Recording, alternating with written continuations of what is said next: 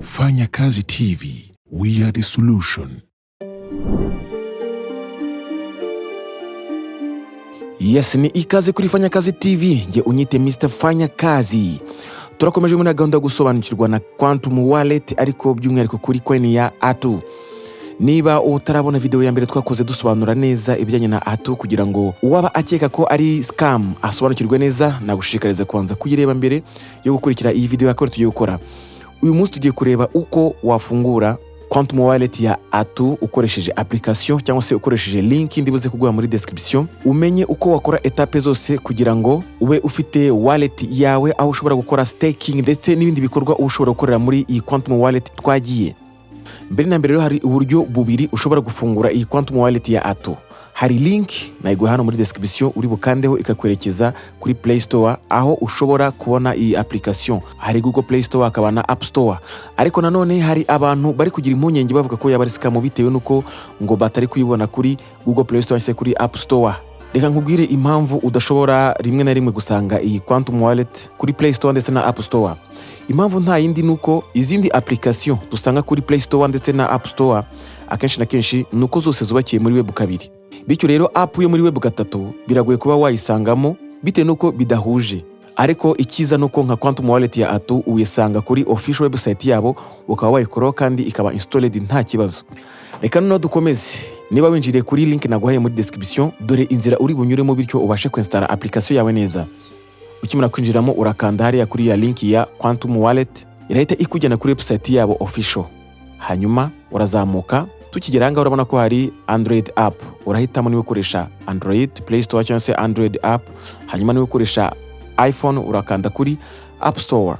Ahangaha nuko nyine namaze kuyidownloadinga ariko barakwereka inzira uri bukoreshe kugira ngo ubashe kuyidownloadinga maze imanuke muri telefone yawe ubireba. Urabona ko hano download iri kuba. Reka dushakire rero application twa downloadinze ubundi dutangire tuyinstale. Urayikandaho. Aha rero ni ahantu ugomba kugira amakenga cyane bitewe n'iki, bitewe nuko hari telefone zitazikwereka ko utemerewe kwinstalla iyi application. Icyo ukora rero urajya muri settings zitandukanye, tuvuye ku bakoresha Android urajya kuri authorize and verified app, usubira inyuma ukore kuri install. Ariko ku bakoresha iPhones hari aho biri kugorana, nagira ngo nabwo ngufashe nkwereke inzira uri bukoreshe. Ukimara kudownloadinga iyi application urabanza usohokemo ujye kuri settings. Ibi ushobora kubikora wabanje gukora installation wayirangije, cyangwa se mu gihe ugiye kwinstalla bikanga urajya kuri settings ukomeze kuri general. Hanyuma urashyiramo VPN and device management, enter VPN and device management. Urakanda ahanditse select untrusted app and click trust. Hanyuma ukurikizaho allow, click allow and restart device. Aha telefone yawe nimara kurestartinga baragenda baguha prompts, ugende wemeza kugeza ubwo ubona handitse click install profile, enter the power on password to complete the installation. Icyo gihe barahita bakwemerera ko installation irangira. Nyuma yo gukurikiza process zose za installation ya Quantum Wallet, tugiye kwinjiramo noneho tumenye settings turi bukore kugira ngo tangire gukoresha neza iyi A2. Urayikanda wifungure, hanyuma tugiye kujya kuri create wallet. Hari create wallet na import wallet. Import wallet mu gihe uba wenda bari format telefone cyangwa wenda iyo telefone ushaka kwinstalla A2 kugira ngo ukomerezeho wallet yawe ize, nibwo kanda kuri import wallet. Twebwe no tugiye gukanda kuri kano kantu ko hasi kanditseho ngo by continuing you agree to Quantum Wallet. Turagakandaho dukora read and agreed, hanyuma dukande kuri create wallet. Hano baragusaba gushyiramo code cyangwa se imibare 6. Hitamo imibare 6 udashobora kwibagirwa kugira ngo uzajye ubasha kwinjira muri Quantum Wallet yawe. Aya magambo yo hejuru arakubwira ngo iyi password ikoreshwa mu kwemeza igenzura ryawe. Quantum Wallet ntabwo izigera iyibika mu gihe yatakaye, nta nubwo ushobora kongera kugarurwa mu gihe wayibagiwe, kandi wallet yawe izaba itakibasha gukoreshwa, bivuga ngo unusable, nta kizaba ikikumariye. Basoza bavuga ngo please keep it safe, mu yandi magambo ngo nyaboneka yibike mu buryo bwizewe cyangwa se ahantu hizewe, ahantu udashobora kuyibagirwa. Urayishyiramo hanyuma wongere uwandike bwa kabiri kugira ngo ugaragaze neza ko udashobora kuyibagirwa.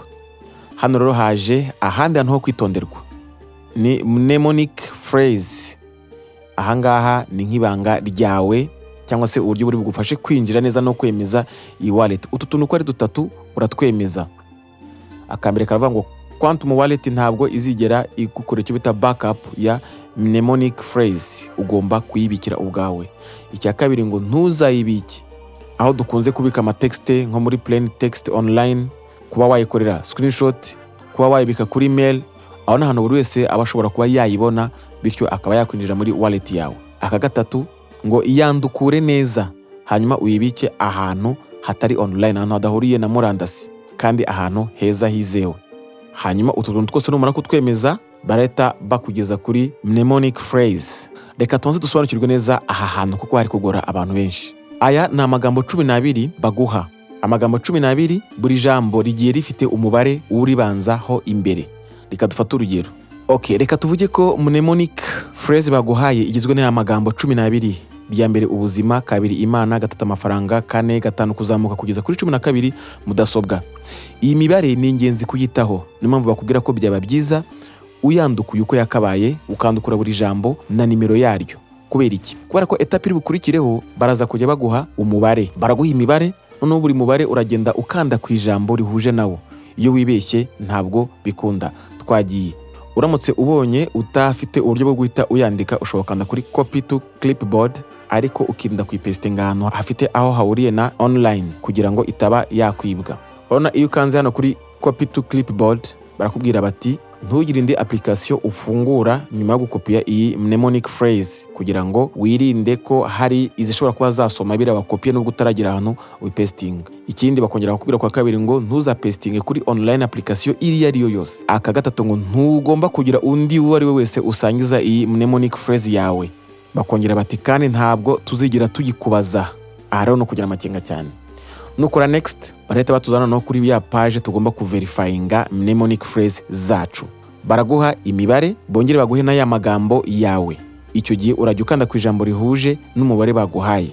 Wibuke neza ko iyi mibare ihuza n'amagambo ni iyi ngiyi nakweretse, ni none baba baguhaye ugomba kuba wandukuye ukurikije uko yari ipanze. Kuko byanditse mu kajagari nanone uribeshya. Tuvuge hano niba baduhaye 6, urareba kuri ya mnemonic phrase yawe, urebe 6 ihuje n'irihe jambo.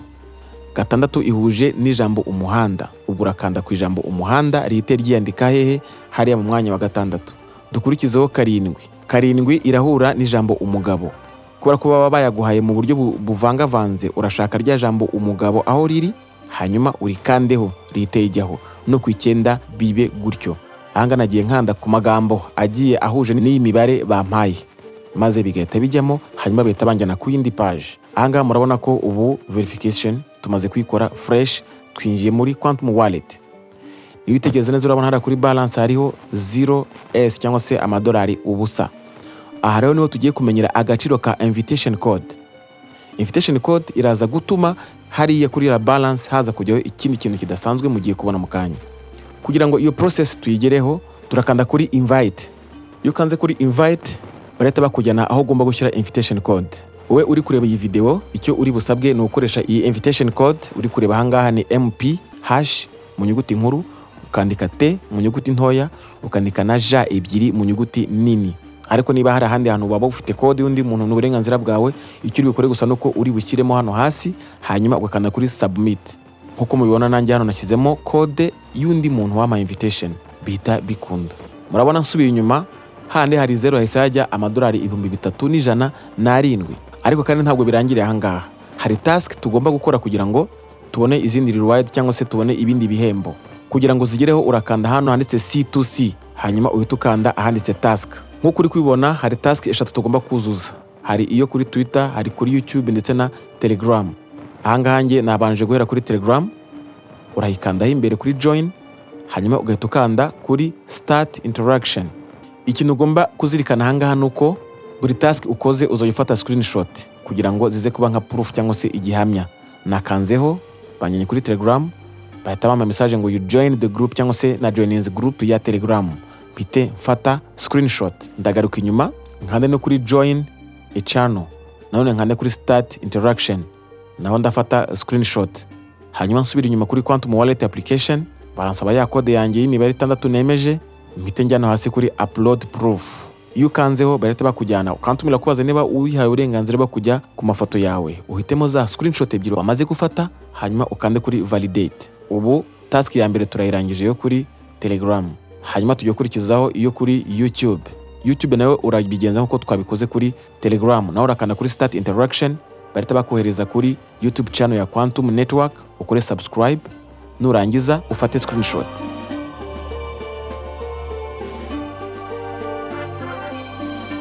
Subira inyuma ukande no kuri share link, urakanda kuri start interaction, hanyuma ushake umucuti wawe cyangwa se ujye nko kuri WhatsApp ni urugero, wenda nushaka uyisharinge umuntu uwo ari we wese kuri WhatsApp cyangwa se ahandi, nurangiza nabyo ubikoreye screenshot. Cyuri bukore uragaruka kuri upload proof, ubigenze nka kwa kundi, uhitemo izo screenshot ebyiri zo kuri YouTube, nurangiza ukande kuri validate. Hanyuma dusigaje indi task ya gatatu ariyo yo kuri Twitter cyangwa se X. Nkuko turi kubikora ku zindi, naho urakanda kuri start interaction, barakujyana kuri Twitter, then ufollowing, ufate na screenshot. Nubirangiza naho urakora upload proof, then ukore validate. Murabyiboneye neza ko atari ibintu bigoye, ahubwo igisabwa no kubigirira umwete.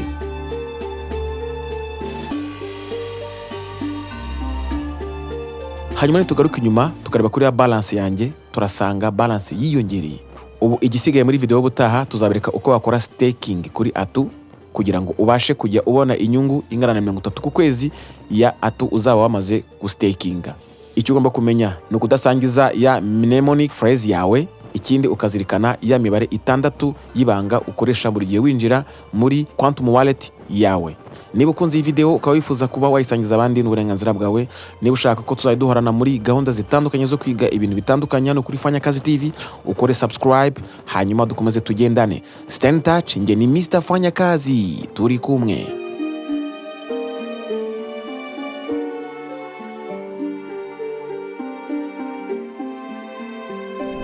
Fanya Kazi TV, we are the solution.